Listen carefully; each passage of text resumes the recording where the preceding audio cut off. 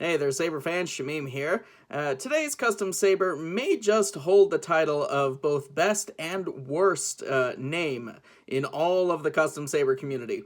This is, of course, the Creepy Uncle. Lukyanov's Episode 8, The Last Jedi Luke Skywalker inspired hilt. Meticulously machined and designed to be quite possibly the most accurate Episode 8 Luke Skywalker lightsaber to date. It is made with, I think I had previously done some kind of short review video. I don't know if I did a video or if I just did a post on Facebook comparing this with the Roman Props Balance V4. The most significant difference to me personally aesthetically between the Creepy Uncle and the Balance is that the Creepy Uncle uses brass for the neck and for the control box area, whereas the Balance uses copper. There is still, wide debate about which one was actually used both for Return of the Jedi as well as for The Last Jedi, and depending on the reference material that you use, it may look more like copper or more like brass, aged copper. So at this point, I'm not entirely sure what was actually used for the props. All I know is that for me personally, I tend to favor the copper tone a little bit more. So just for that reason, personally, the Balance V4 goes a little bit beyond the Creepy Uncle. However, what the Creepy Uncle has going for it is that it is a bit more screen accurate. Measurements were taken from the film and meticulously recreated in this custom saber that on the exterior is probably the closest thing we'll have to a one-to-one scale representation of the prop that Mark Hamill was holding. Internally, of course, it is designed to accept our custom saber electronics. So this is running a Prism 5 point, I think it's 5.5 Prism that I'm using by Plector Labs. It's a Luxon Tri-Rebel LED in green, lime, and white. You've got the really cool design from the Creepy Uncle is that these two side black transistors are your tactile main and auxiliary switches. There is no activation here in the circuit card, which is where the Balance and many other Luke Skywalker hilts have them, is up underneath the circuit card. It's a 28mm high bass SM speaker, 18650 lithium ion battery housed up here in the grenade section. Internal recharge port, 1-inch thin-walled blade. The blade plug has been drilled just to allow a little bit of light to shine through. This was my personal preference as well as the customer's request, so I accommodated that. And then also for the customer, I added a little bit of light weathering across the length of the hilt. This was achieved using a combination of chemical weathering as well as some hand paint. Let's see if we can adjust the lighting and you can see some of the weathering effects a little bit more. It's very light, sparingly used, just a little bit on the grenade section there, and a little bit on the neck, just to give it a hint of age, because at this point, where Luke becomes the Creepy Uncle and confronts his nephew in the hut, it's been probably 2 decades or so since Return of the Jedi. At least a decade, I think, since Return of the Jedi. Oh, because what? Ben is, 15? So it's been at least 15, maybe 20 years or so since. And we know Force Awakens takes place 30 years, but we don't know how long Luke has been hiding out on the island. Or maybe we do. I haven't kept up to date with all the new material. Anywho, let's... I think that's all I have to say about the exterior of the hilt and the hilt itself. Let's just go ahead and get this guy fired up. And the last thing I saw were the eyes of a frightened boy whose master had failed him. So there's sort of an idle blinking, and it alternates from font to font. Either the red light blinks or the green light blinks.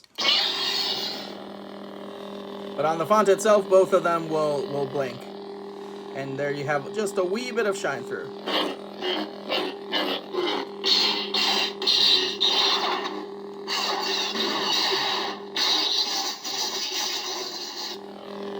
So you got your bottom one here is auxiliary. Your top one is activation, and press both of them in at the same time to activate color, your color change. Let's get it right there. I'll get it right.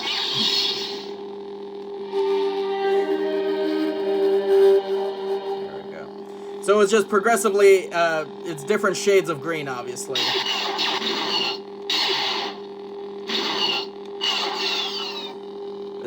It's interesting rocking two tactile switches. I still haven't figured out quite how to do that.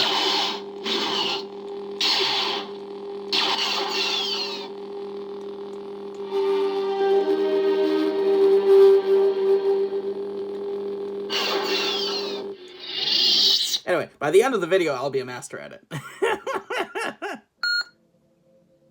If you will not turn to the dark side, then perhaps she will.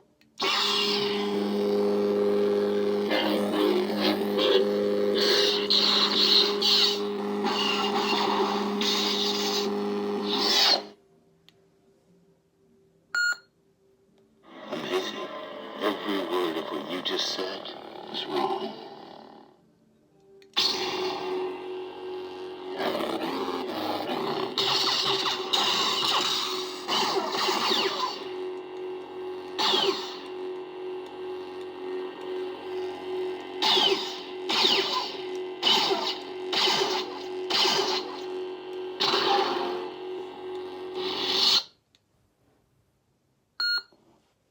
I've seen its raw strength only once before.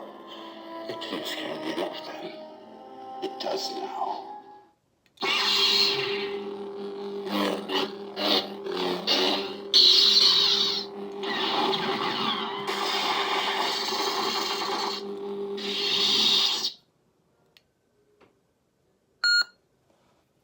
I feel something. You feel it? Yes, I feel it. That's the force. Really? Wow, it must be really strong Oh, of I've you. never felt any...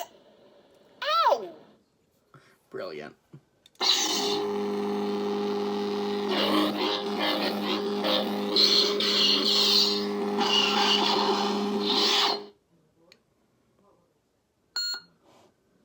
I am a Jedi, like my father before me.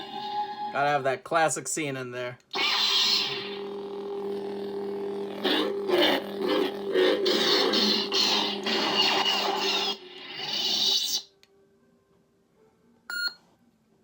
And the last thing I saw were the eyes of a frightened boy whose master had failed him.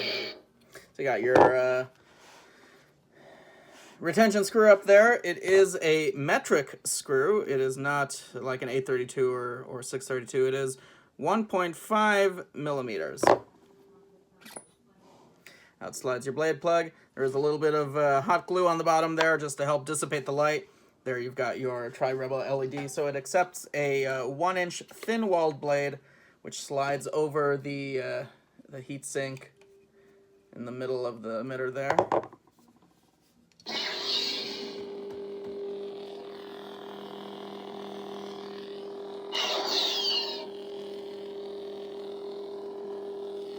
I love that profile of the super thin neck and then the blade erupting out of the emitter. It's a great look. Let's see if we can get this color change down.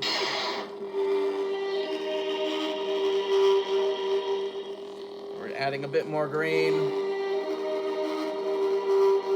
Or a bit more lime, I should say.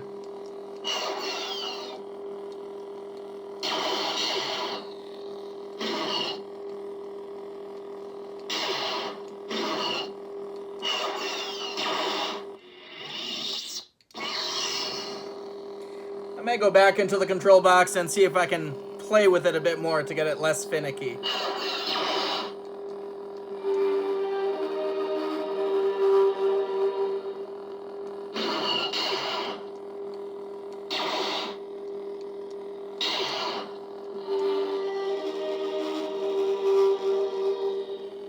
Anyway, now it's white.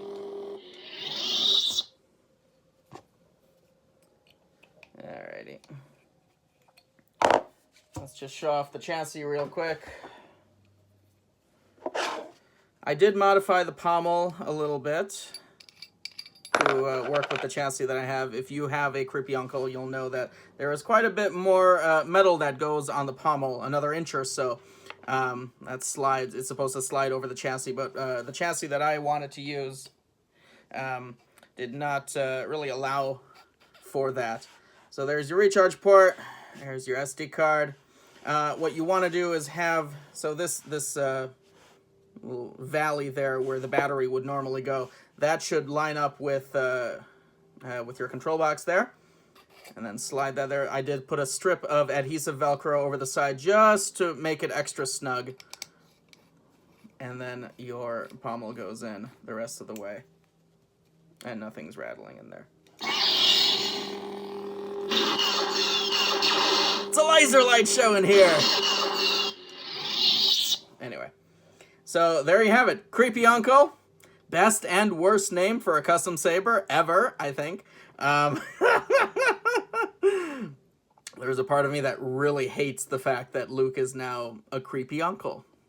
In that, you know, at least in Ben's retelling of the scene where he's like, I'm gonna murder you. So, luckily that's not precisely what happens, so Luke is not technically a creepy uncle.